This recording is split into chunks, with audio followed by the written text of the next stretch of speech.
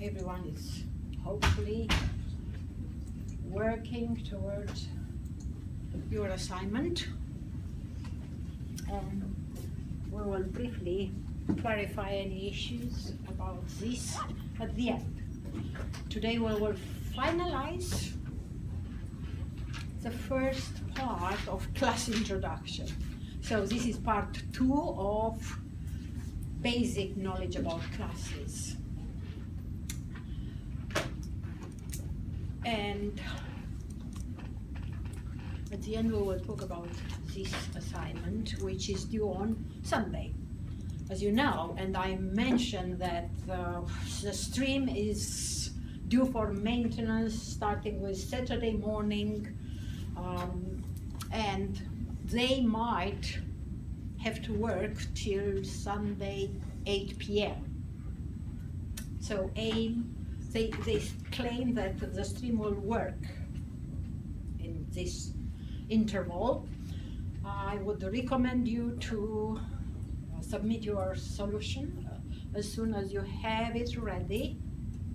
In the exceptional circumstance when you can't submit it, you send it by email before the due time so you don't lose marks for late submission.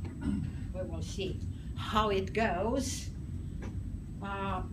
Theoretically, you should be able to rely on stream working normally after Sunday 8 p.m. but they don't guarantee this, so hopefully it will be fine. As they announced this maintenance well after I set up the assignment and it was out.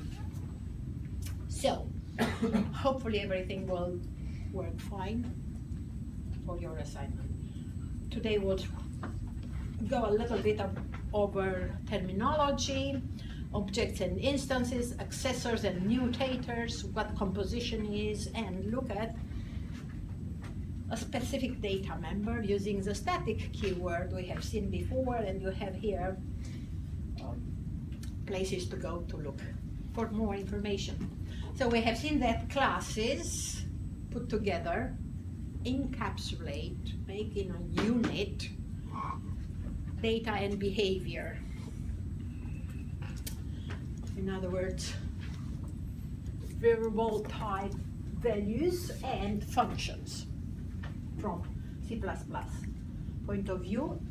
Data hiding, which is related to encapsulation, you make a capsule where you forbid direct access to data which is important for your type. Important in the sense that you might want to change in the future to improve efficiency, or you want it to be secure, people don't change it by mistake, because your methods work as long as that data is in good state. In particular, bad state means that data variables are pointers or reference types. Then everything can go wrong. But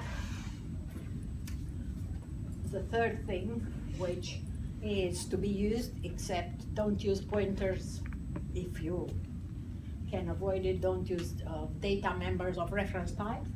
It's possible, but they are something which have to be very well thought. The third thing is use visibility modifiers, public and private. So we have seen that public is what is available to outside world and represents the class interface, public. Private is something which is available only to the class itself.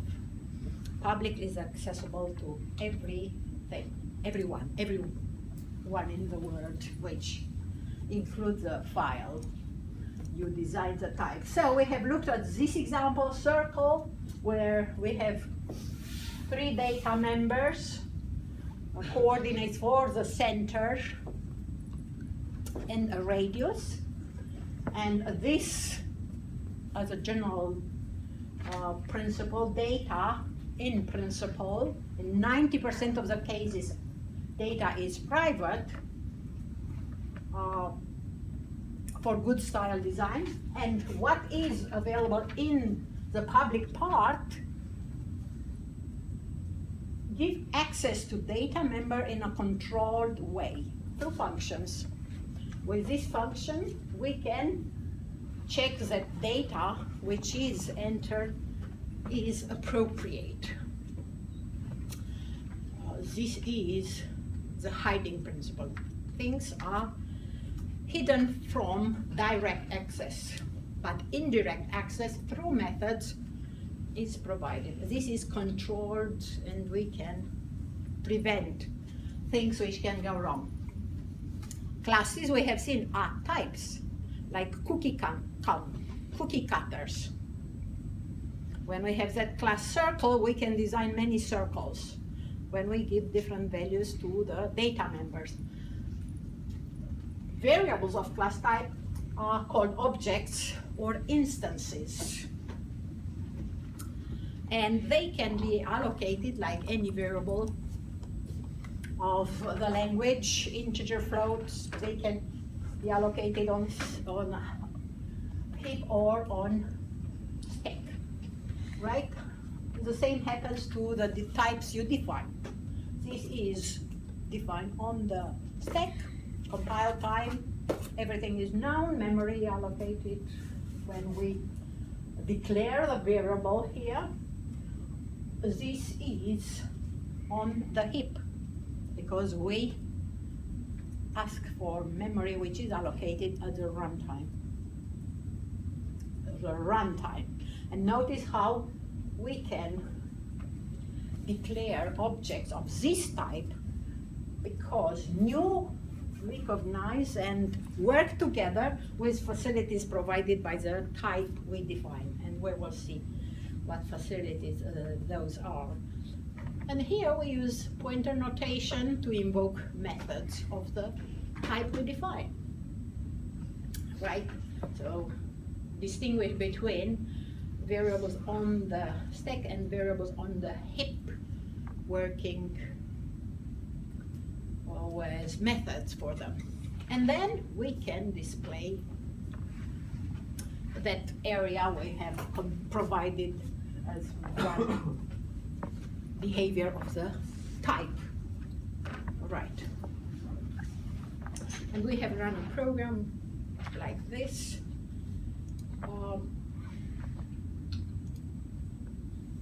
Now, this is the same class, but organized a little bit different, and this is what you are required for your next assignment, because we will see, hopefully by the end of this lecture, that this class declaration is normally put in a header file with good comments, which are missing here for space reasons. This class implementation is put in a CPP file. And then a third file includes the main function.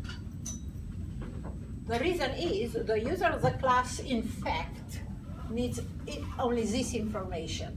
But in principle, the header file is provided by the user, by people who try to use, it used to be, now they are hidden somewhere in the folder for GCC, C++ compiler, min GW. But this used to be available to the user of the class, the header file. The CPP file was, in principle, not available. And notice that method of the class, all method of the class are implemented outside the class. And the way to implement them outside is you copy the function heading and precede it by the scope resolution operator and the name of the class. So with this notation, when you see it, you know this is implemented outside the class. It's member of the circle type. it returns void. Area, it's member of the circle class because it has this scope resolution with circle in front, it's part of the circle. And with this syntax, now we can have area for a rectangle. When we implement it, we will have rectangle, area, rectangle in it. So names can be reused very, very easily. And sometimes they need to be reused, we will see. So if we implement them like this, the functions are considered outside implemented. If we put the body of the function like before, like here, notice in this case we have put the function, we implemented them here. These are called inline functions. They are inline. They should be very simple, and the compiler can decide that it's not going to do it inline. The benefit is that they are very quick because inline means compiler do mechanic copying when the function is called for us behind the scenes. But there are optimizations going on, and sometimes the compiler don't follow your instruction and do not use them inline. But be aware with this implementation, these are inline. This is one thing to remember. The downside is the user sees everything and can change everything because this goes inside the H file, which used to be available to users.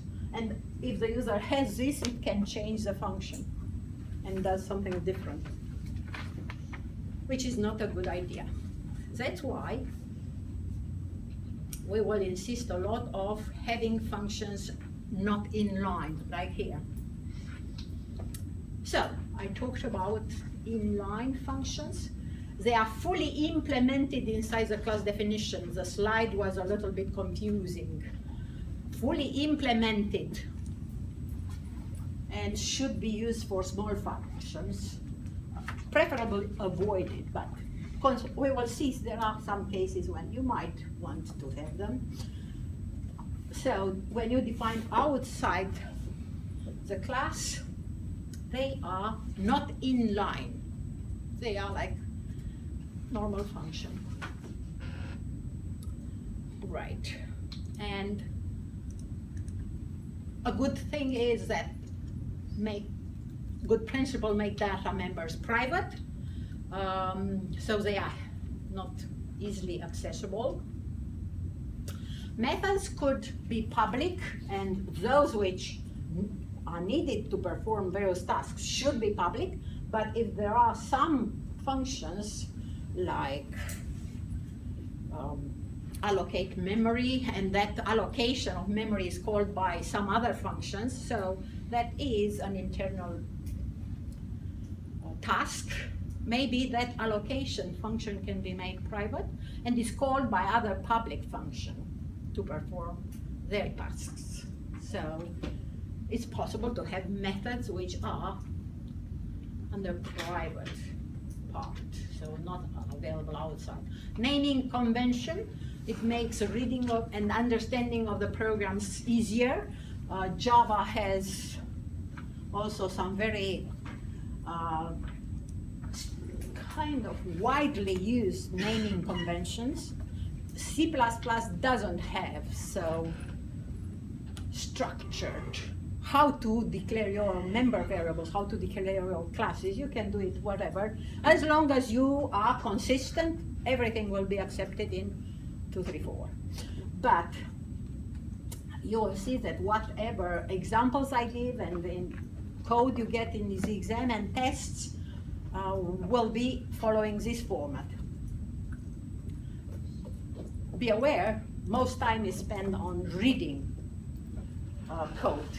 That's why those companies I mentioned before, Google, Facebook, NASA, they provide style guides because many groups work on the same project, they have to be able to have the same formatting for their code.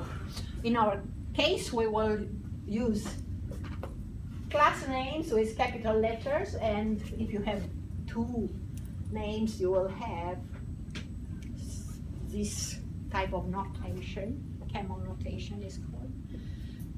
Every word starts with a capital letter.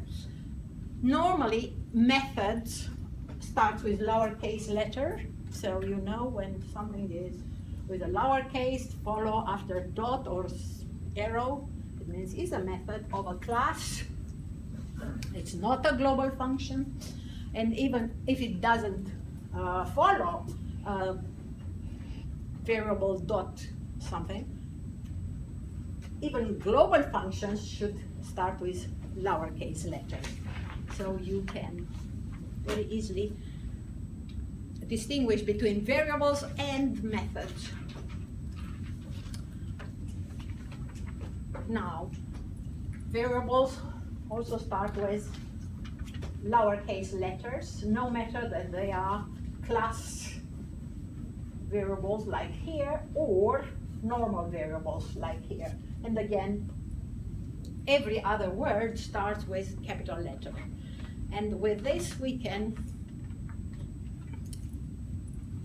have a structured formatting, and when we read the code we understand more just following this style. And you will see my examples will follow this kind of notation. Data members in a class start with M, and then when we have to assign values to M radius, I can use a word radius because they are different, so I don't have to worry about other things. There are two types of functions. Functions which do not change data members, just return the value in general, return data members, and they are called accessors. It means they don't change the data members. Yes? Are these required for all assignments? For? For all assignments? Like, do we have to use them in every assignment? Not for assignment 1 part 1, because you don't use classes in assignment 1 part 1. But for assignment 1 part 2, you will see it will appear there. So this is with classes, not with structures. When you have an accessor function like this, get radius, normally you start with this value, get, so you know what that value, that method does, and because they are not supposed to change the data they return, in general, you will see we will have constant here. Constant. It's common. For accessor functions or getter methods, you will have constant. A function which does not change data member of the class should be declared constant. We will come to this very soon. Print function. If I want to print a circle, that print function has to display mx, my, m radius. That print should take no arguments, be constant, and just see out x, my, and m radius. But functions which change data members can't be declared constant. They normally take arguments because they have to use this value to change some of data members in the class. All of them or some of them. In this case, set radius is meant to assign this value to the data member of the class.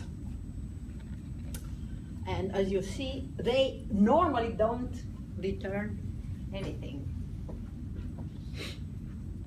So accessor and mutators. methods can do more than just set and get the values. They can do checking and prevent wrong values to be used by the class variable. For example, to set the radius, because radius are normally positive, we can have this statement: if r is greater than 0, m radius is set up. If not, what should happen? If the user enters -5 to set radius, if we have it like this for -5, nothing is set for m radius. But the user doesn't know. The way to solve this thing is using exceptions. This is a topic we talk later. For this moment, we can say else m radius is set to 0, our choice, and let the user know. See out, the value -5 is not allowed for radius. So we can do something like that. Choose some default value for m radius, so everything works, and if possible, display some message. Anyway, there are many other issues you have to be aware when designing classes. As I said before, as long as we keep the interface unchanged, we can do whatever we want in the hidden part. One example here is we change the data member to use a user-defined type. We define a type called point, which comes with 2 data members and its own init and accessor for these data members. So our type point has init method just to set up its data members through x and y, and then the accessor returns the first coordinate, returns the second coordinate. With just this simple setup, our circle can now be implemented with 2 members instead of 3. Remember, before we had 3 double values. But this now, we have a point data member called m-center and the radius. Public interface stays like before. We can do our job. So to implement this method, we use whatever was provided by point to initialize this data member through this x and y, and then set the radius. Area stays the same as before, because area was m radius times pi. Notice? So, this is what is called composition. Our new type circle rely on another user-defined type. It doesn't rely only on types provided by the language. So we can have variables of other user-defined type used by our classes. And this is called composition. When we have, for example, string variable here, we also use composition. String is a class, but it's part of the standard template library, but it's a class. This is one thing. Composition is reusing tools provided by other classes in our classes. One thing I said. And the second is another example of why it's good to have hidden parts. You can change that private part, and whatever code was based on the previous interface of circle will work fine, as long as you have a little bit of care how you design your circle. Now, the last topic for today, static variables. When we had our circle, we talked before, be aware that when we declare a circle object, C, the memory allocated for that circle is just allocated for data members. So we have mx, for example, set to 0, my set to 0, m radius set to 1.5. If we have another circle, another memory is allocated for this to store data for data members. For functions, you don't have any memory allocation. Functions are executed and get memory depending on how they are implemented at other moment in other part of the stack. So, when we change C to another circle, C1, these values will change. But in some cases, we have data which is associated to the class itself, not to the objects. And one example is this bank account. Assume that we have a bank account where we have a balance, and this is a bank account which is a saving account. All saving accounts have the same interest. So it makes sense to have the interest rate. It's not associated to individual bank account. My bank account or your bank account have different interest rates if both are save accounts. They have the same, 2.5% if they are save accounts. So it makes sense to have this data member associated to the class. And the way to make it associated to the class is just put static in front. Static tells the compiler this data is common between all circles. So we have this static variable available to the circle C, or when we design the account, each account will come with its own personal M balance value, but they all will share this data member. To work with these static variables, you set the value like in this example, with C14, this can be set inside the class, but we are not talking about that. We are talking about what is available in C11 and in GCC. So the way to initialize, notice this is private, but doesn't matter. To set the value, you initialize it outside the class with this syntax: name of the variable, scope operator, class, type of the variable, and set the value whatever you want. You can work with static variables only through static methods.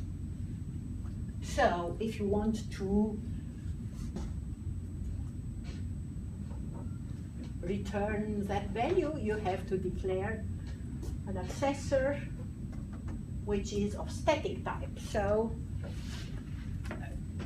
as you can see, in this case, we have it there. Now, if we declare variables of account type, assume that we have an account type variable. I will use a shortcut, A, and we initialize it with some variable values for set balance to a number. Assume that we get A set balance to a float value 13.9, If we want to access the interest rate, we have two options. The correct one is Cout. Let's say that we want to display. We can't use it inside main because Cout is private, but we can say Cout A get interest rate.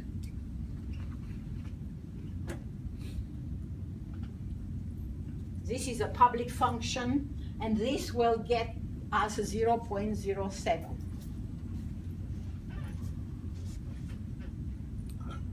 It's common to have static variables to be public. Remember nPos? I told you about nPos, which is a value for strings, a very large number. This is a global static variable for the string class. This is a global static variable. And you can access this global static variable in two ways. With the name of the class string nPos, Cout string nPos. So you have to provide the scope resolution. This is public in string. That's why we can provide. Or you can declare a string variable A and access through A dot nPos. Both are acceptable, but this is better because this tells you this is a string data member associated to the class. While here you might think it's a data member associated to the string itself. So be aware both notations are acceptable syntax-wise, but one is better than the other. So, static methods can be implemented in line or outside the class. Static variable initialized outside the class. So, to access static method or variable, if the method is public, you access it with scope resolution and account. You can access through an account object, but once again, because this is in fact associated to the class, it's not a good approach. If you try to do this, because this is private data member, for our example, is not allowed. For nPos, it's public member, so it's allowed. So you have to be aware of this. We looked at what a class is in a simple way.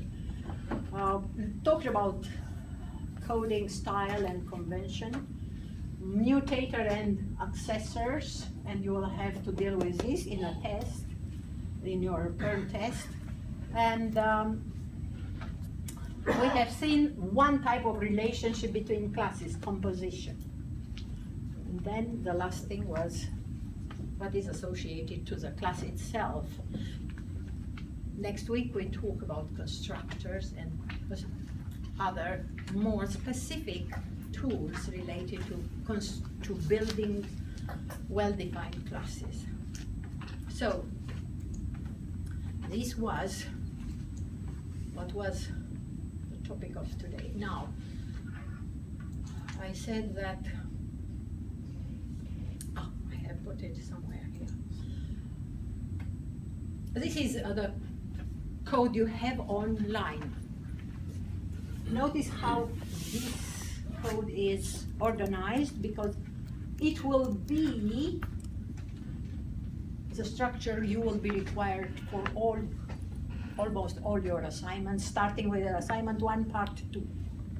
Notice we first put comments and then included files. I don't have any constant variables. I put the class listing. It's okay not to add named variables here. parameter names are not needed because the compiler just checks the types. And then, after we finish class declaration, we go and do the class implementation init and get X.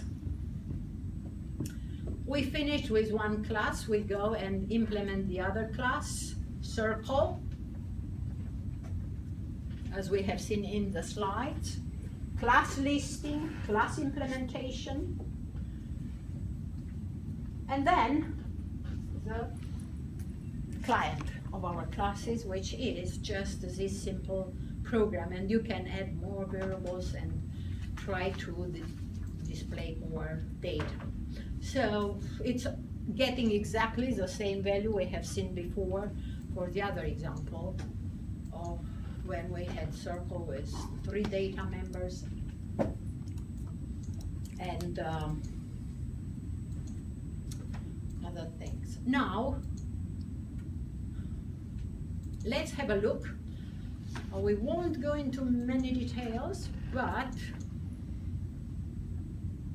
I want you to be aware of how types are defined. Notice here we have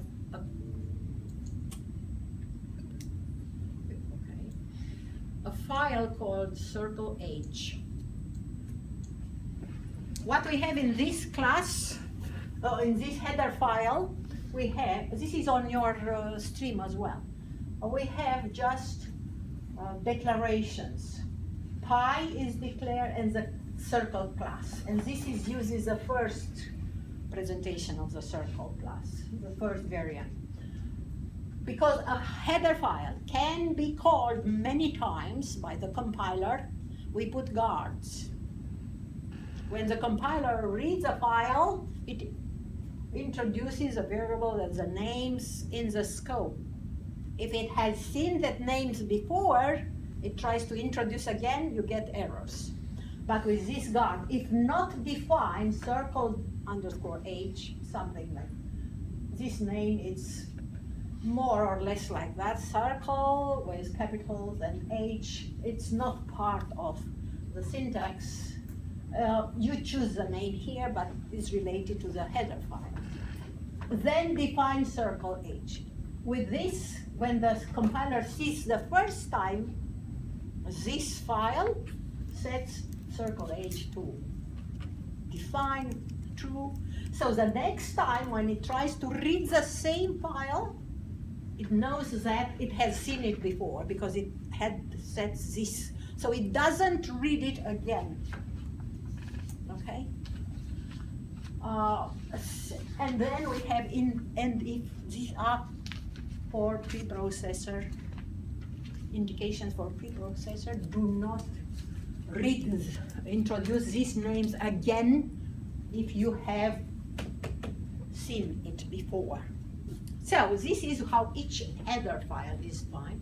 It's written, and then we have the class implementation, and this is how we design the class implementation. We include the header file for what we have here and maybe other files which are needed. If we would use cout or something else, we include IOStream. But here we don't need anything else. Only our header file is needed. So as you can see, there are 2 different files. And then we have the user file, the client. And for this client,